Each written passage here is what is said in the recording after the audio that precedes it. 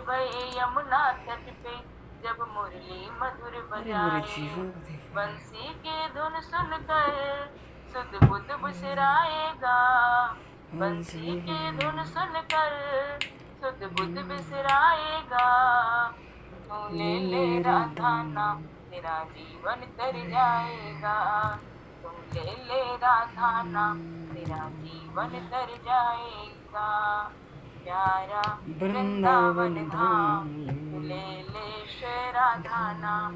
प्यारा वृंदावन धाम, धाम तू ले। ले ले श्री राधा नाम। जैसे तू आया था वैसे ही जाएगा। जैसे तू आया था वैसे ही जाएगा। तू ले ले राधा नाम, तेरा जीवन तर जाएगा। तू ले ले राधा नाम, तेरा जीवन तर जाएगा। प्यारा वृंदावन धाम, तू ले ले श्री राधा नाम। प्यारा वृंदावन धाम, तू ले ले श्री राधा नाम। वृंदावन बिहारी लाल की जय, वो सरकार की जय, श्याम वल्लभ लाल की जय। जय जय श्री राधे, जय जय श्री राधे।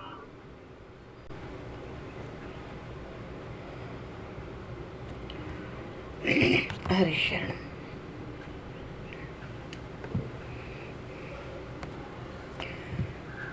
अनंत कोटि ब्रह्मांड नायक सर्वेश्वर पूर्ण परात्पर ब्रह्म,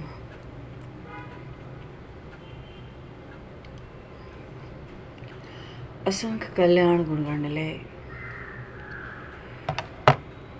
भक्तवंशा कल्पतरु,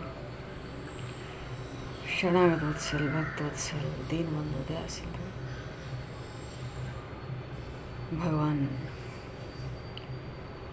श्री सीताराम जी महाराज की सिंह कृपा करने से श्री हनुमान जी महाराज की परम पावन भावमयी सन्निधि में, महापुरुषों की भावमयी उपस्थिति में एवं आप सभी श्रद्धालु भक्त वैष्णवों की मंगल सन्निधि में मानव जीवन का सर्वोत्कृष्ट फल भगवत गुणगान, भगवत स्मरण का लाभ हम सभी श्री चैतन्य महाप्रभु के लीला चरित्रों के माध्यम से प्राप्त करने जा रहे हैं। सर्वप्रथम आप सभी भक्तजनों के श्री चरणों में भगवत भाव से सादर वंदन, सादर नमन।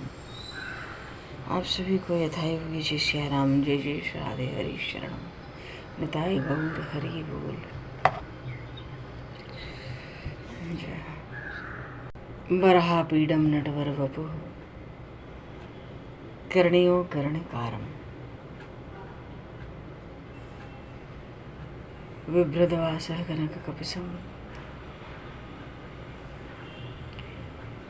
वैजयन्तीं च मालाम्, रन्ध्रान् वेणुर्धरसुधया, पूरयन् गोपवृन्दैः, वृन्दारण्यं स्वपदरमणं, प्राविशद गीत कीर्ति।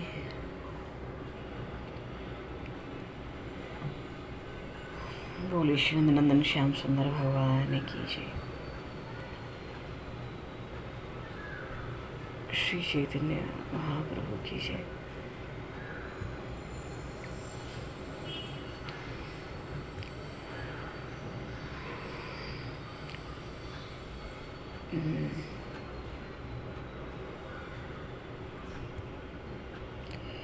श्री रामचरितमानस में गोस्वामी जी ने कहा, ईश्वर अंश जीव अविनाशी, चेतन अमल सहज सुख राशि। अच्छा हाँ, एक थोड़ी सी सूचना थी। कल की कथा का सत्संग का समय हम लोग थोड़ी यात्रा की व्यस्तता है, कल कथा का समय 3 बजे से 3:40 तक रखना चाहते हैं। 40-45 जो, तो थोड़ा सा अपने राम भी सावधान रहें और श्रद्धालु भी। बोली श्री भक्तवत्सल भगवान की जय। तो क्या कह रहे हैं, हाँ, गोस्वामी जी ने रामचरितमानस में कहा, ईश्वर अंश जीव अविनाशी, चेतन अमल सहज सुख राशि। मानो ये जो जीवात्मा है, परमात्मा का अंश, ईश्वर का अंश, ये अविनाशी है, ये चेतन है, अमल है और सहज सुख की राशि है। ऐसा सुख का भंडार है कि खुद सुखी होने के लिए बाहरी सुखों की अपेक्षा नहीं है, क्योंकि परमात्मा का अंश होने के कारण हम जीव स्वाभाविक ही आनंद स्वरूप हैं। तो जब आनंद स्वरूप में है तो स्वयं में कोई अभाव नहीं है। लेकिन वो क्या है, शरीर संसार से संबंध जुड़ गया तो जो नाशवान और अभाव वाली वस्तुएं हैं, पदार्थ हैं, विषय हैं, उनसे संबंध, शरीर संसार से संबंध जुड़ने के कारण अपने भीतर कमी का अनुभव होने लगा। और कमी दूर करने के लिए, सुखी होने के लिए हम तरह तरह की कामनाएं करने लगे। अपना जो अविनाशी सहज सुख राशि स्वरूप है भूल गए, दुखी हो गए।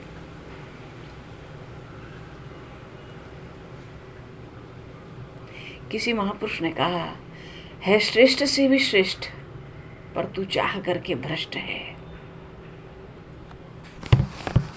तुझसे श्रेष्ठ कुछ भी नहीं है सृष्टि में, पर जो तूने चाहना कर ली ना, उस चाहना की पूर्ति के लिए शरीर को सुख पहुंचाना और संसार से सुख पहुंचेगा शरीर को, ये जो बात हो गई, हम भ्रष्ट हो गए।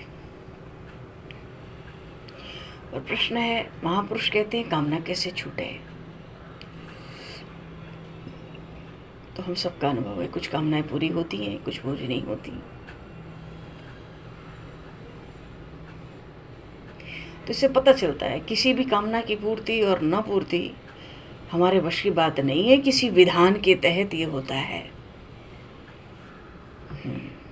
हमारे अधीन नहीं है कि हम हर कामना को पूर्ण कर लें, असंभव बात है। आज तक किसी की कामनाएं सब पूरी नहीं हुई।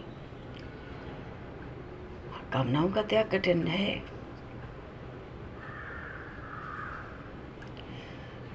कहते हैं कि चाह गई चिंता मिटी, मनवा बेपरवाह।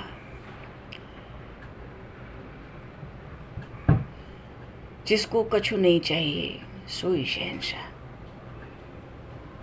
श्रीमद् भगवद गीता जी या शास्त्रों की बात कहें तो शास्त्रों का विचार यही कहता है, कामनाओं का त्याग करो, भगवान को याद रखो, भगवान का स्मरण करो निरंतर, निष्काम हो जाओ, चाहना कामना इच्छा सब छूट जाए, घर परिवार में सब अच्छा हो जाए, बढ़िया हो जाए, सब अच्छे से रहें, मिलके रहें, ये बड़ी भारी कामना है।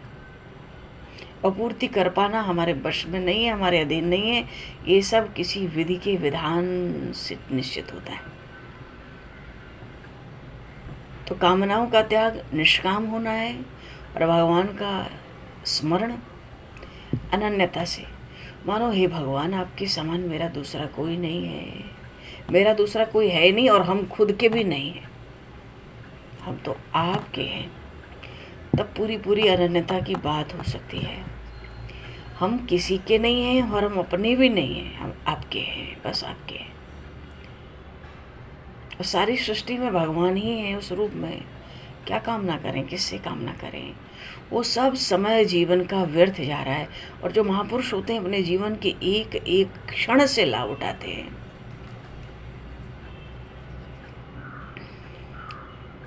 इसीलिए कहते हैं कि है श्रेष्ठ से भी श्रेष्ठ पर तू चाह करके भ्रष्ट है। ईश्वर का अंश है, ममैवांश जीवलोके जीवभूत सनातन। पर जो शरीर को, अपना शरीर को मैं मानकर उसको सुख पहुंचाने के लिए हमने संसार की कामना की, बस वहीं से सब काम चौपट होना शुरू हो गया।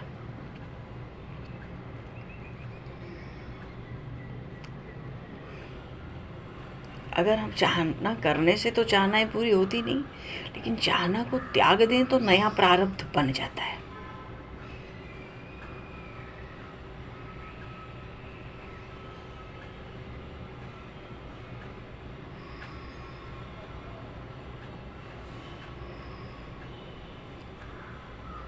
कहने का भाव है,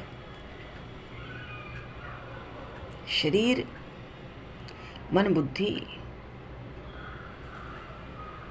को यम नियमों के द्वारा शुद्ध करने का प्रयत्न करना चाहिए।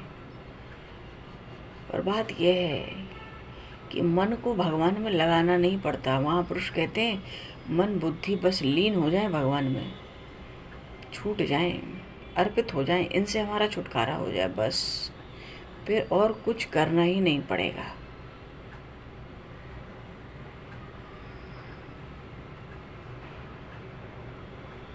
और जब भगवान देखेंगे कि वही भीतर, शरीर के भीतर हृदय का जो स्थान है वो शुद्ध हो गया, स्वच्छ हो गया, दैवीय गुण वहाँ आ गए, तो भगवान अपने आप आकर उसमें विराजमान हो जाएंगे।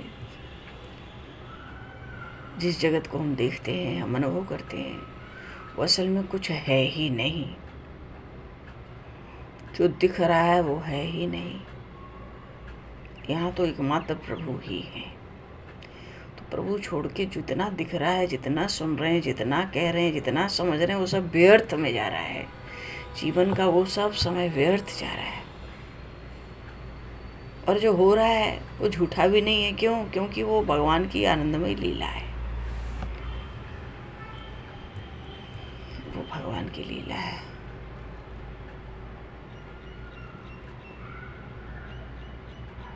सब ज्ञानी प्रेमी हो जाएं, ये कहीं नियम नहीं है, लेकिन अगर कोई प्रेमी है तो वो ज्ञानी अवश्य होगा। ये नियम है, ये नियम है। ये भक्ति की, प्रेम की महिमा है। तो शरीर के निर्वाह के लिए ही भोजन, नींद, कपड़ा, बस सुख भोगने की दृष्टि से नहीं।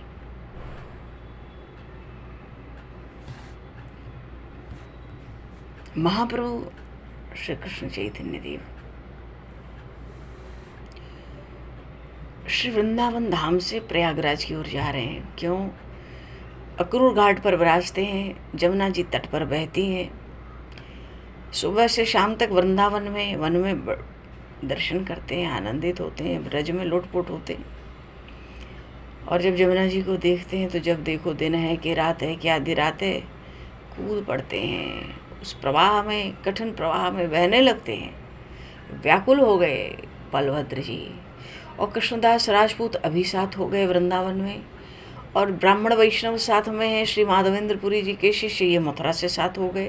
तो अब कुल 4 लोग हैं, और प्रयागराज की ओर किसी तरह महाप्रभु को राजी करके वृंदावन से प्रयागराज की ओर ले जा रहे हैं। तो कहने का भाव है, अच्छा, मार्ग में मिल गए थे वो कुछ पठान, और वही 18-20 पठान घोड़े पर सवार, और साथ में उनका राजकुमार घोड़े पे आगे आगे। महाप्रभु ने जब, पूर्व प्रसंग में, महाप्रभु ने जब मार्ग में ब्रजमंडल में ही, ब्रज धाम के भीतर ही, 84 कोस ब्रजमंडल के भीतर, जब कुछ ग्वाल वालों को गैया चराते देखा, तो गैया तो एक और चरे, और यह एक हाथ ऊपर करके, एक हाथ कमर पे रख के खूब गाँव है। काली दह पर खेलना है वरी मेरो प्यारो सो कन्हैया। दृश्य को देख देख के, झांकी देख देख के महाप्रभु भाव समाधि में, और जब मूर्छित होकर गिरे प्रेमावस्था में, भाव विभोर हो गए, तभी ये पठान आए थे। उन्होंने सोचा ये तो सन्यासी है, इसके साथियों ने इसको लूटने के लिए इसको घायल कर दिया, सबको बांधा। कुछ तो घबराए, कुछ ने कट्टरता से उत्तर दिया, ये हमारे गुरु हैं, कभी कभी इनको मृगिया का दौरा होता है, इसलिए यह हालत है, तुम लोग जाओ आगे, हम यहीं के हैं, हम कोई बाहर के नहीं हैं जो भय दिखाओगे। अपने राजा के दरबार में चर्चा चला लेना, बहुत जानने वाले मिल जाएंगे, नहीं तो हमें वहीं ले चलो सीधे। कृष्णदास तो राजपूत तो गणमान्य व्यक्तियों में एक हुआ करते थे, और जो कठोर शब्द तुमने कहे ना, सब मज़ा मिल जाएगा दरबार में जाके, तो थोड़े भयभीत हुए थे वो पठान।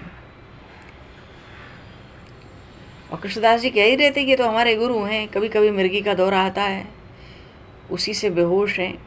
महाप्रभु उठ के बैठ गए उसी समय। तो महाप्रभु से उन्होंने पूछा, भाई क्या बात है? राजकुमार ने पूछा, साधु बाबा क्यों बेहोश पड़े थे? लगता है आपके साथियों ने भूल से आपको धतूरा खिला दिया था, बेहोश हो गए। महाप्रभु ने भी बाद में बात मिला दी, क्योंकि वो तो दंड देना चाहता था इनको कि आपके साथियों को दंड दूंगा, आप बताओ क्या दंड दूं। तो महाप्रभु तो सरलता से कह दिया, भाई ये मेरे साथी हैं, ये मेरे ही शरीर हैं, इन्हीं के साथ तो हमें ब्रजमंडल के दर्शन हो सके। मैं तो भिक्षुक सन्यासी हूँ, मुझ पे कहाँ धन स्त्री पैसा, मैंने स्पर्श भी नहीं किया कभी, और मुझे धतूरा दे के क्या लाभ जब हम पे कुछ है ही नहीं। मेरे लिए भिक्षा भी यही करते हैं। हाँ, मुझे कभी कभी मिर्गी का दौरा आता है, उठता है। दौरे में बेहोश हो गया था, कोई बात नहीं, बंधन खुल गए सबके। तो ये प्रसंग आया पूर्व प्रसंग में। अभी क्या है कि प्रभु, महाप्रभु और वो जो राजकुमार था ना, राजकुमार नहीं, राजकुमार के जो धर्म गुरु थे, पीर साहब कहते हैं उनको, इनकी कुछ धार्मिक बातें होने लगी, राजकुमार के धर्मगुरु की और महाप्रभु की। पर वो जो यवन राजकुमार था, बड़ा सुहृदय था, सुशील था, शांत था, कोमल प्रकृति का था। महाप्रभु के दर्शनों से ही उस पर असर पड़ा, बड़ा भारी प्रभाव पड़ गया था।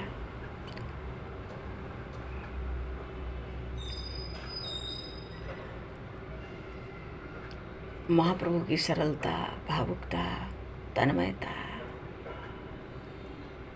देखकर मुग्ध हो गया, हृदय से ही उनको प्यार करने लगा। और जो पीर साहब थे, धर्मगुरु उसके, वो भी कोई धर्म के अंधे नहीं थे। उन्होंने भी हृदय में सद्विवेक, विचार, प्रेम प्रसंग को समझने की उनमें भी शक्ति थी। प्रभु की प्रेम भरी बातों को सुनकर वो अपने इस्लामी पने का जो आग्रह था छोड़कर प्रभु के शरणों में पड़ गए, शरणापन्न हो गए। बोले श्री चैतन्य महाप्रभु की जय।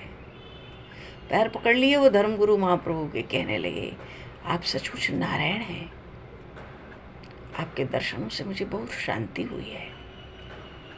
अब आप मेरे उद्धार का कोई उपाय बता दीजिए। मैं तो अपने पीर पने के मिथ्या अभिमान में अपने स्वरूप को ही भूल गया था। आपने मुझ डूबते हुए को हाथ पकड़कर उबारा है। अब आप ही मुझे आगे का रास्ता भी कृपा करके बता दे।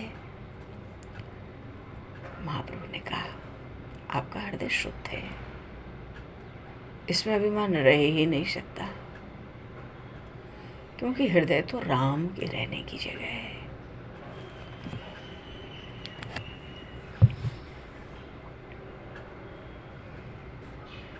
अंतर्यामी भगवान सबके हृदय की बातें जानते हैं। भगवान सर्वशक्तिमान है, सब कुछ करने में समर्थ है।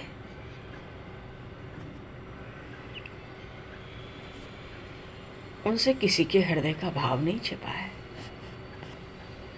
उन्हें किसी भी नाम से पुकारिए, किसी भी रूप का सच्चे हृदय से ध्यान कीजिए, वो उसी से प्रसन्न हो जाएंगे। वैसे भी संसार में जितने नाम हैं, रूप हैं, वे सब उन्हीं के हैं।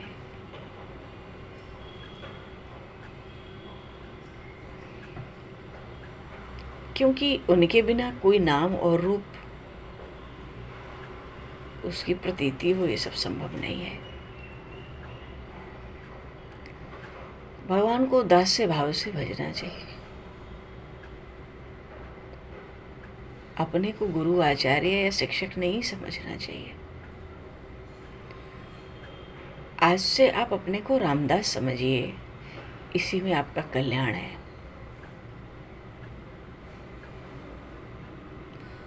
पास, उसी समय से उसने अपना नाम रामदास रख लिया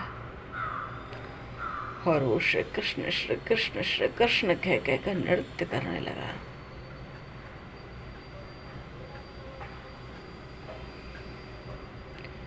और वो जो राजकुमार था उसका नाम था बिजली खां। ये तो नृत्य करने लगा। ये तो पहले से ही, राजकुमार तो पहले से ही आत्मसमर्पण प्रभु को कर चुका था। उसके कोमल हृदय में प्रभु की प्रेममयी मूर्ति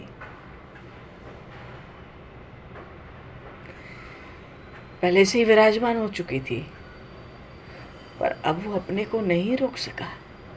क्यों? अपने धर्मगुरु के इस परिवर्तन को देखा तो उस पर बहुत अधिक प्रभाव पड़ा। वो भी कृष्ण कृष्ण कह के प्रभु चरणों में लौटने लगा। प्रभु ने उसको प्रेम का आलिंगन दिया। मानो उसके शुद्ध हृदय में प्रभु ने शक्ति का संचार कर दिया।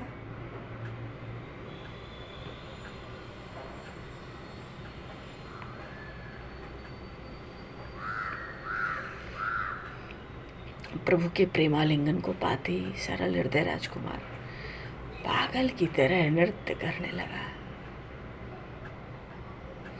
उसी समय उसने इस्लामी धर्म की पद्धति को छोड़कर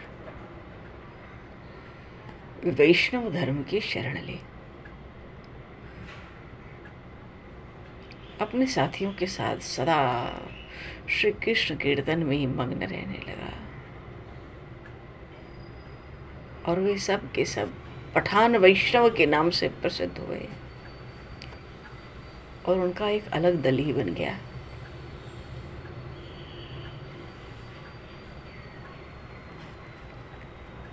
बिजली खां हिंदुओं के जिस तीर्थों में भी जाता, वहीं वैष्णव लोग उसके भक्ति भाव से संतुष्ट होकर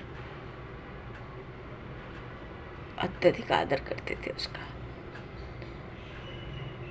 बोली श्री चैतन्य महाप्रभु की जय।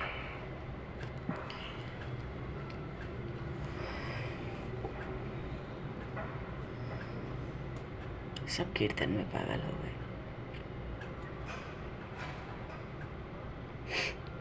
मानो इस तरह से महाप्रभु श्री कृष्ण चैतन्य देव पठानों को प्रेम दान देकर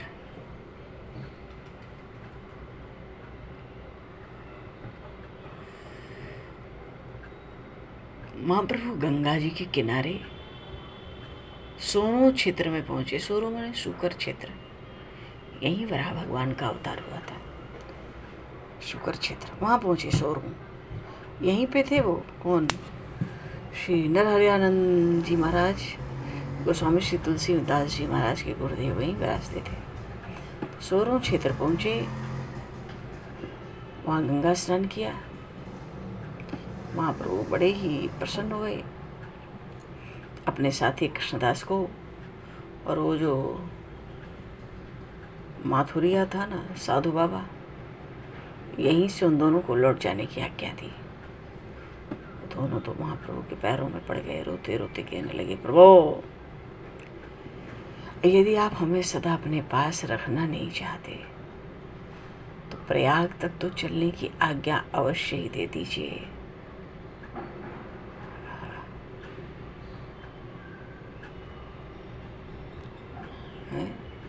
अरे सूर्य मकर राशि में आ गया, मकर संक्रांति का स्नान करके हम लौट आवेंगे। प्रभु ने उन दोनों की इच्छा स्वीकार कर ली। सब साथियों के साथ गंगा किनारे होते होते प्रयाग की ओर चले।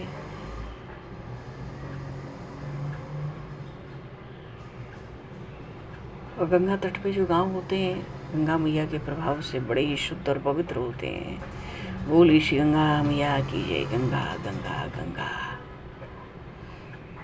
बड़े शुद्ध पवित्र होते हैं। उधर के जितने गृहस्थ होते हैं, उन गांवों के प्राय सब गृहस्थ साधु महात्माओं को बड़ी ही श्रद्धा के साथ भिक्षान्न कराते,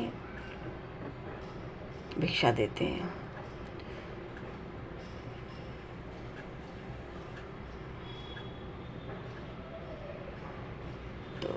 जो अच्छे अच्छे विरक्त साधु महात्मा हैं वो मुख्य मार्ग से नहीं यात्रा करते कभी, गंगा जी के तट पे किनारे किनारे गांव गांव होते होते निरंतर गंगा मैया का दर्शन और अमृत तुल्य जल का पान करते हुए गंगा जी के किनारे किनारे विचरण करते थे। तो गंगा जी के किनारे किनारे यात्रा करने में प्रयाग का भी विलक्षण फल मिलता है। गंगा जी के किनारे को साधु महात्माओं का राजमार्ग ही समझना चाहिए, क्योंकि वो तो उसी मार्ग से चलते हैं भाई।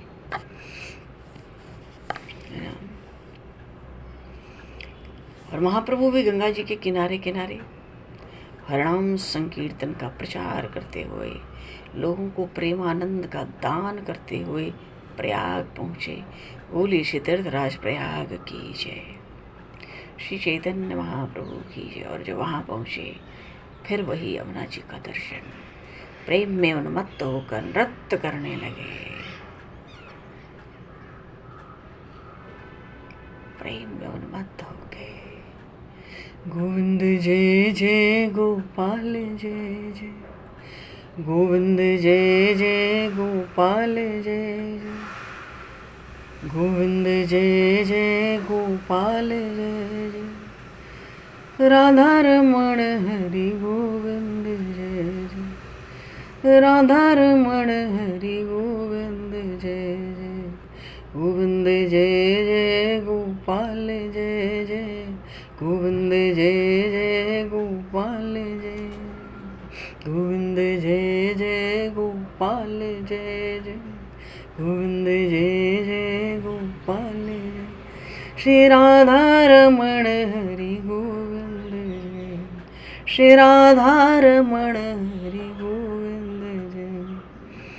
हरि बोल हरि बोल हरि बोल हरि बोल, हरि बोल हरि बोल हरि बोल हरि बोल, हरि बोल हरि बोल हरि बोल हरि बोल, हरि बोल हरि बोल हरि बोल, हरि बोल हरि बोल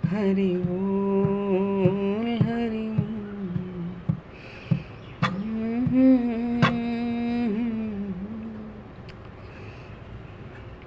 महाप्रभु यमुना जी का दर्शन कर रहे हैं, प्रेम में उन्मत्त हैं, नृत्य कर रहे हैं। प्रयागराज में संगम तट पर बैठे हैं।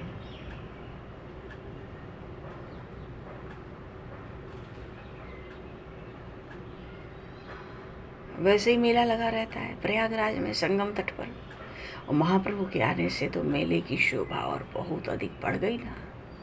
हजारों लोग आके प्रेम से विभोर होकर प्रभु के सामने, प्रभु का जो भाव में नृत्य हो रहा है, उस नृत्य का दर्शन कर रहे हैं। नाचते नाचते बेहोश होकर महाप्रभु पृथ्वी पे गिर पड़ते हैं। और जब सब इकट्ठा हो गए प्रभु के आसपास प्रयाग में, वहाँ पर भक्ति की एक प्रकार से बाढ़ सी आ गई।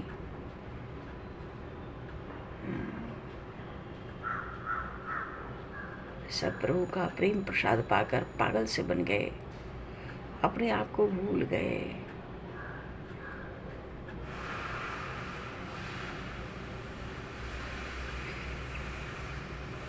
और आनंद में कीर्तन करते हैं।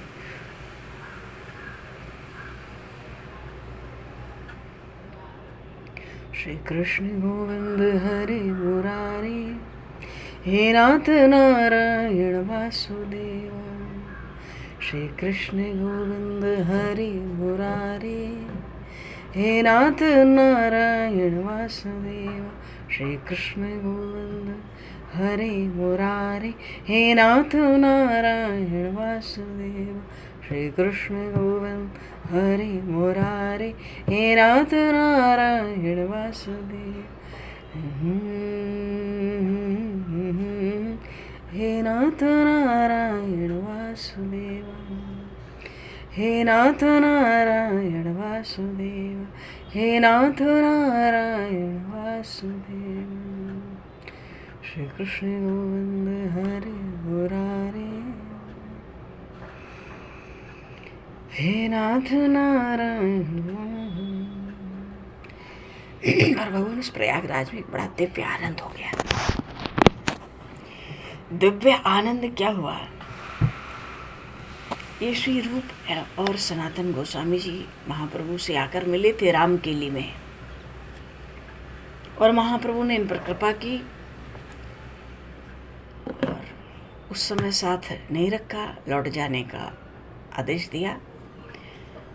और इनके नाम तो मुसलमानों के नाम थे पूर्व के, पर इनके रूप और सनातन महाप्रभु ने नाम रख दिए श्री रूप गोस्वामी जी, जिन्होंने श्री गोविंद देव जी का प्राकट्य किया श्रीधाम वृंदावन में है, जो आज जयपुर की शोभा बढ़ाए रहे हैं। वो श्री रूप गोस्वामी प्रयागराज में हैं, और श्री रूप गोस्वामी को प्रयागराज में महाप्रभु के महाराज दर्शन हो गए। दूसरी बार दर्शन, एक बार तो अंधेरी रात में आए थे, क्योंकि बादशाह के बड़े खास मंत्री थे, ऐसे मंत्री मानो एक दूसरे बादशाह की तरह ही थे दोनों भाई। इनका वैभव, इनकी लक्ष्मी, इनकी प्रतिष्ठा, इनका मान सम्मान, इसलिए रात के अंधेरे में आए थे मिलने महाप्रभु से। और महाप्रभु की आज्ञा से उस समय लौटे थे। महाप्रभु ने इनको पूरा आश्वासन दिया था, ये शरण आए थे, महाप्रभु ने इनको अपनी शरण प्रदान की थी। और श्री रूप गोस्वामी को महाप्रभु के दर्शन हुए प्रयागराज में। तो गौड़ देश का जो बादशाह था गौड़ेश्वर, उनके मंत्री के रूप में रूप और सनातन दोनों भाई थे तो ब्राह्मण, और पीछे मुसलमानों के साथ रह के ऐसी वेशभूषा, ऐसा खान पान सब हो गया था। रामकेली गांव में महाप्रभु के दर्शन करके नए जन्म को पा गए थे। नए जन्म को पाकर महाप्रभु से दोनों भाई विदा हुए थे। तो प्रभु के दर्शनों से इनके भीतर छिपी हुई जो भावुकता थी, भगवत भक्ति थी, एकदम प्रकट हो उठी थी। और अपने पूर्व कृत्यों पर, कर्मों पर इनको बहुत पश्चाताप होने लगा था। बात यह है कि जब जीवन में साधु संग होता है, तभी संसार में मनुष्य को अपनी शरीर की सार्थकता का बोध होता है, और तभी उसको अपने बीते हुए जीवन की निरर्थकता का भान होने लगता है। और उसी समय हृदय में पश्चाताप की अग्नि जलने लगती है, और उसी अग्नि में पड़कर स्वर्ण के समान जो मन है वो दहकने लगता है, क्योंकि उसी पश्चाताप की अग्नि में मन का मैल जलकर भस्म हो जाता है।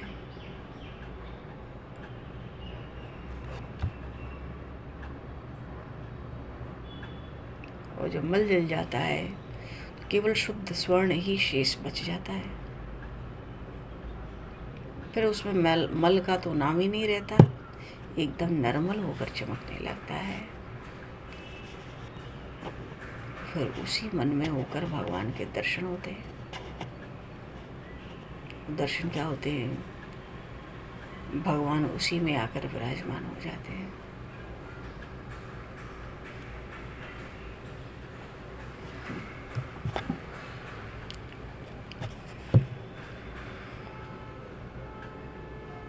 भगवान विराजमान हो जाते हैं।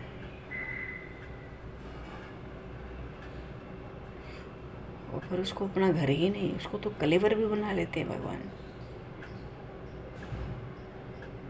इसलिए साधु संग का प्रधान फल है पूर्वकृत पापों का पश्चाताप ही है।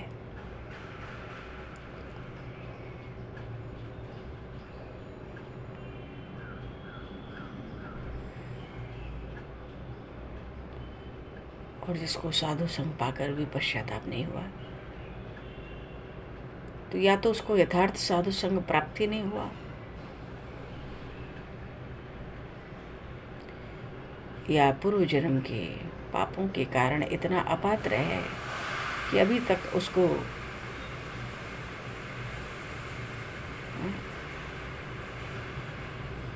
चिरकाल तक साधु सेवा करने की आवश्यकता है।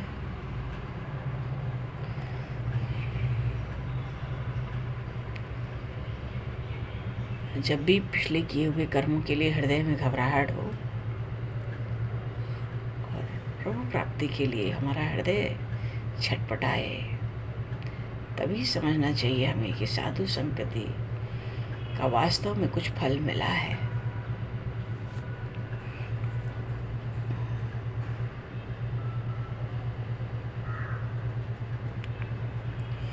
ऐसे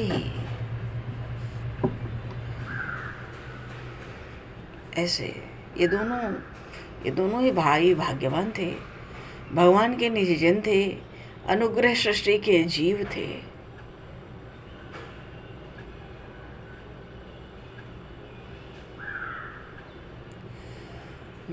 प्रभु के दर्शन मात्र से ही इनकी काया पलट हो गई थी। प्रभु का दर्शन करते ही इनको अपना पद, प्रतिष्ठा, परिवार, पैसा सबसे एकदम घृणा हो गई।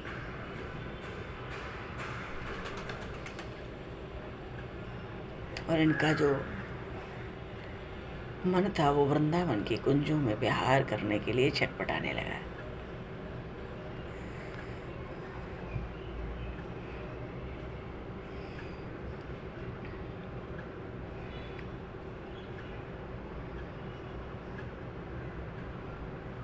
राजमंत्री का पद था, वो पद भी इनको घोर बंधन सा मालूम पड़ने लगा। तो श्री रूप जी तो लौटकर गौड़ देश गए ही नहीं। वे अपनी धन संपत्ति को नाव पर लादकर 10-20 नौकरों के साथ अपनी जन्मभूमि फतेहाबाद चले गए थे। वहां जाकर अपना आधा धन तो उन्होंने ब्राह्मणों और कंगालों को बांट दिया, कुछ परिवार के लिए रख दिया,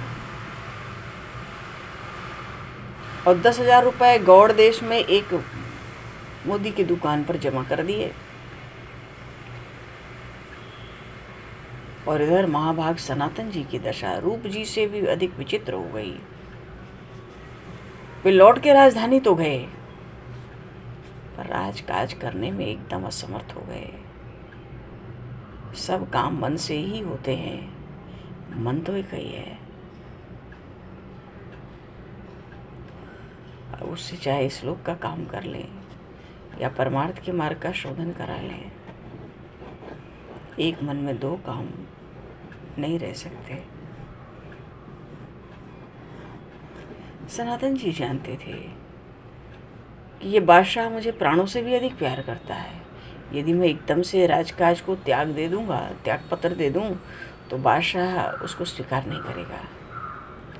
और फिर आजकल तो इसका उड़ीसा देश के जो महाराज के साथ युद्ध भी छिड़ा हुआ है, और मेरे ऊपर सबसे अधिक विश्वास रखता है। ऐसे समय में ये मुझे कभी नहीं छोड़ेगा। ये सब सोचकर उन्होंने बादशाह को कहला भेजा कि मैं बीमार हूँ और राजकाज करने में असमर्थ हूँ, बिल्कुल असमर्थ हूँ, तो कुछ समय के लिए अवकाश चाहता हूँ। बोलिए श्री भक्त वत्सल भगवान की जय, श्री चैतन्य महाप्रभु की जय। चलो जी, अब तो महाप्रभु प्रयाग आए हैं, यहाँ रूप जी से इनकी भेंट होगी।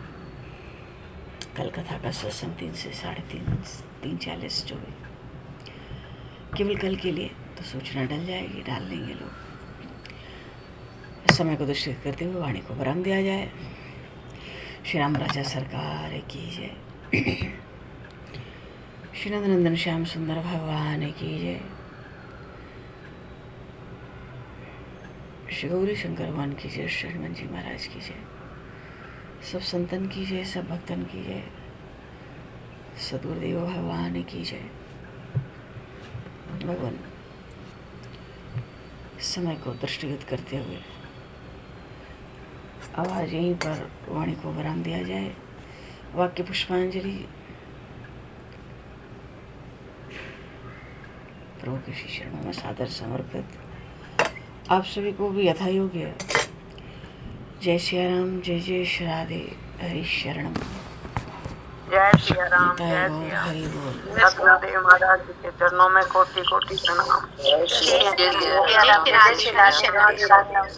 हरि शरणम।